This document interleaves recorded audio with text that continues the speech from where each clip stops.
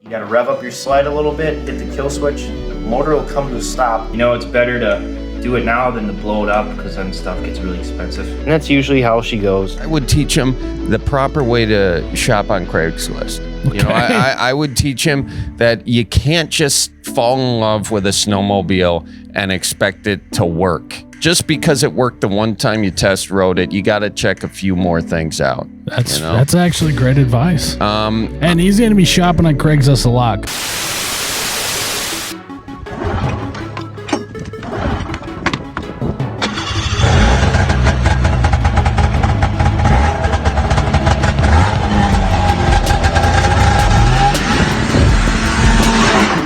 Hey everyone, so today I'm going to be showing you guys this sled I got. Kind of been keeping it a secret. Explain how I came about to get this thing. So this jacket here, I believe it's from 1970 or 71 to go along with my other sleds. You know, I got a few 71, 72 Skidoos and thinking these things are 50 years old. They're not really good spares anymore, you know. They're just cool to bomb around with, but I needed a good spare trail sled that wasn't like gonna break the bank but also isn't old and outdated. So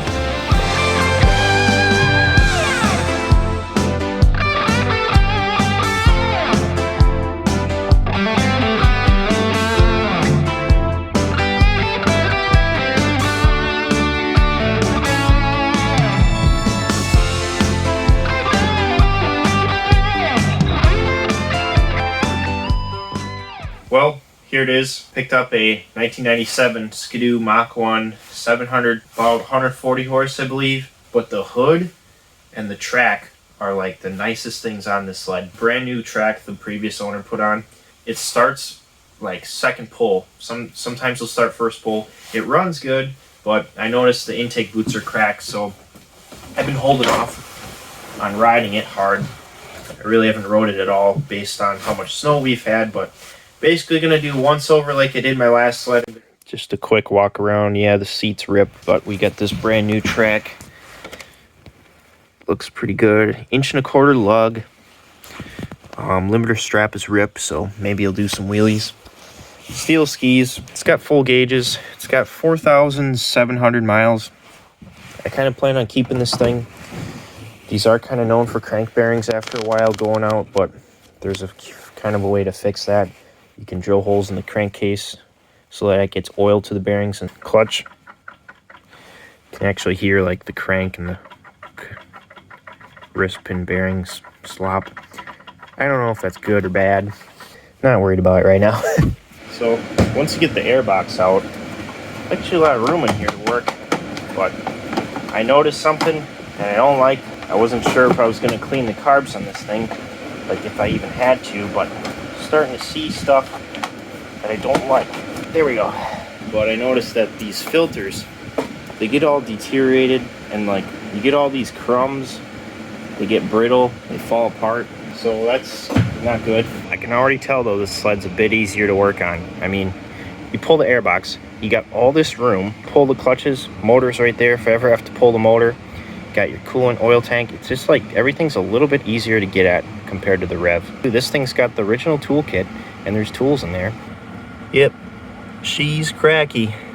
It's pretty bad. If you look down in the carbs, you can see we're getting a bunch of crap clogging the pilot circuit. I'm actually gonna pull this secondary off just so I can get in here a little better. So we got this toolkit, but this is what you need, which will open up the secondary so that we can get the belt off easier. Gotta be careful though not to strip this out.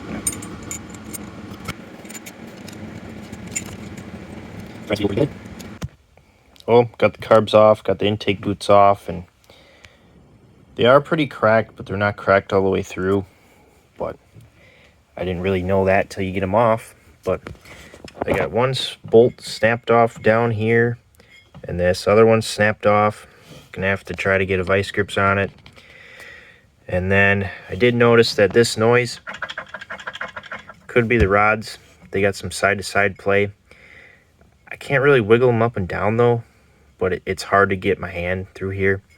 Trying to see that. The reeds look good, but I don't know. I'm going to call it a night. Come back out here tomorrow. Maybe get another opinion on this. Best case scenario, clean the carbs, put the intake boots on, some silicone where the bolts are broke. It'll be good for this season. Try not to put too many miles on it. Or worst case scenario, I pull the motor, get the crank fixed, but do the oiling mod to the case halves and then not need to do a top end. It'll be solid. Might not be able to ride it then this season. I don't know. Yep, that's where I'm at. And that's usually how she goes. Just because it worked the one time you test rode it, you got to check a few more things out.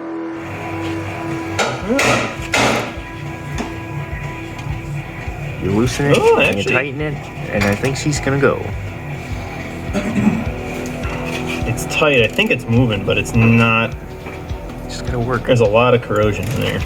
I know. Threads are definitely moving, but yeah, there's a lot of shit in there. So we welded washer on, and then we welded a bigger nut onto the stud, and then that broke off. It's finally starting to turn now. You gotta turn it out and turn it in, turn it out. But we're getting it. So it took a while, but it's finally coming out now. We just got one more. We've been letting it soak in oil. What I should have brought with... It's a little lopsided, but save the threads. Probably gonna go through all these and chase them with a tap if we can find a tap. Yeah, they're a little cruddy, a little nasty. Oh yeah, we cannot get this clutch off, but might just have to give her some patience. Yeah. So, There she is. got her. Yeah, look how many threads are on there. That's why she didn't want to come off. Oh, she's off. Nice. All right, we got both of the bolts out. Took about 5 times to weld the nuts onto the studs and working back and forth. Got them out though, and then sprayed her with WD-40. That landed on the tin foil, and then that started on fire. So we threw that over here and stomped it out, but got it out. Now I'm gonna chase the threads, and it's probably the hardest thing I'm faced with this so far, besides not being able to get the clutch off, but I feel like it's gonna pop someday. Making progress. Finally got the primary clutch off. Got the new carb boots on. Gonna have this probably running tonight, but I pulled the clutch off using the water method with the puller, and this front half, the ramps actually look really good. They're just a little rusty. You gotta clean all this up, and then on the bushings are about the same as my Rev. They're a little sloppy, but everything's just dusty and getting corroded, so I'm gonna clean all this up. This bushing doesn't feel bad, but the rear bushing is really toast. All right, the Mach 1 is finished. We've got some bad news. I'm gonna start it off. I was setting my idle. Idle is a little high, so hit the kill switch and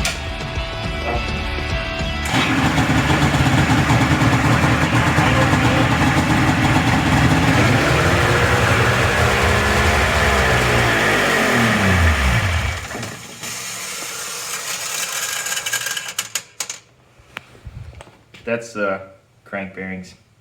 So yeah, I got about 0.2 miles on it and gotta pull the motor. Needs crank bearings. You know, it's better to do it now than to blow it up, because then stuff gets really expensive. But basically, do whatever bearings it needs on the bottom end. Probably gonna reuse the top end if it all looks good, and then do the oiling mod to the case. So that sucks, but what do you do sometimes, you know?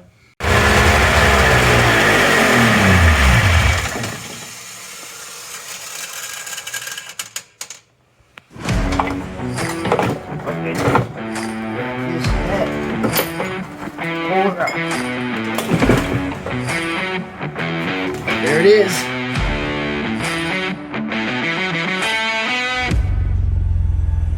Alright, so I basically spent all weekend since last Thursday tearing this motor down. So this is what we found. These are aluminum cylinders which have a Nicosil coating instead of a steel liner. Very hard, very durable, but it's more expensive.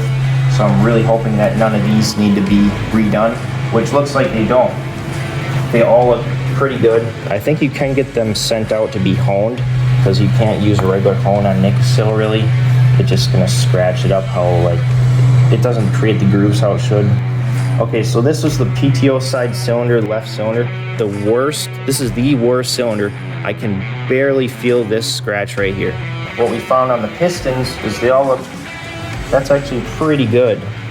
like normal wear, not overly full of carbon, tiny bit of scuffing. Like this thing's got almost 5,000 miles on it and it looks really good. But I don't know what happened.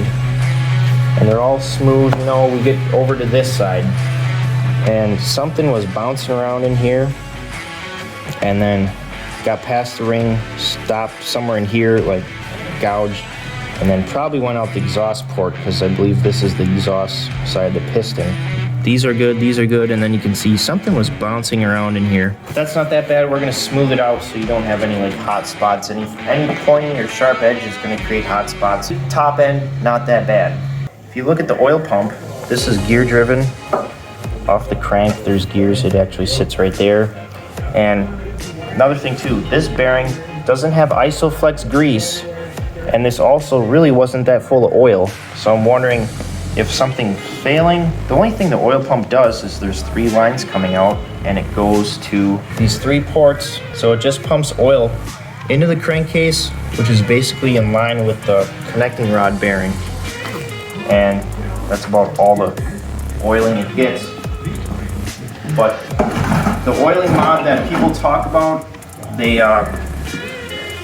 Skidoo made like holes in the block. You're gonna see this in a bit when we take this apart probably. They made holes in the block when it was casted, but some of them were never actually drilled to get oil to the crank bearings. I might do that mod to this, but we're just now figuring out like, how does it oil? Do I need to do it? I don't know. I'm gonna take this off right now and see. People take their crank seals out and pack grease in there, and then when you put your crank seal back in, you mess up this lip. I think I see some missing ball bearings right here. There's a chunk of crud in there. Ooh, look at this. The cage, looks like the cage blew up, I bet you. All right, we're looking, it's like I see rust over here. Looking at the crank seals, look okay, but then you come over here to PTO side. You just saw me pull that chunk of metal out. That's probably the cage exploded on the bearing. And it's like, look at all this metal that's in here that we can't even see yet. And there's, I'm seeing metal flakes. I don't see much oil in here. What if my oil pump actually failed? I don't know, we'll have to check. But you can see oil comes in here right into the crankcase. And I guess it just fills the crankcase with oil and this whips around in the oil. But like, the bearings just get dripped in oil. Honestly, all the oil probably sits in here. And then there's like nothing feeding the bearings, really. You know what I mean? All right, so if the intake boots were good on this sled when I bought it, I would have blew it up the first ride. This is bad. You could hear that, and it's like, unless it's how it's made, this thing's missing half the ball bearings in here. Can't really see. We're missing balls, a chunk missing out of here. This bearing's very sloppy. That's terrible. All these spin very, very easy. That one's junk. So there's that. So we're gonna show you guys how the crankcase oiling mod is better for your crank bearings over the long run. You can see on these 2 holes, it's only on the outer cylinders apparently. There's 2 holes here in your transfer ports, and on most like 2 strokes, this is a Tri-Z. Yeah. It's from a Tri-Z 3-wheeler. You can see there's a hole in the transfer port that goes down to the crank bearing. Helps oil the crank bearing more. They didn't drill it all the way through. So what you can do is go in there and drill it through. So then it'll get oil right to the bearing, which is just better. So that's something I'm gonna do. I'm gonna look into maybe something around here you have to add yourself. Not sure, but definitely gonna do what I can to make sure it gets oil while I have it completely apart. So I think we're gonna wrap it up here. I mean, there's not much else to show, but that's the oil mod. This thing has 4,700 miles on it and the crank bearings are toast. You gotta rev up your sled a little bit, hit the kill switch, motor will come to a stop. But if your bearing spun on the cranks now, or the bearings is junk, you'll hear it. Gonna try to get this done and fully rebuilt by basically next winter.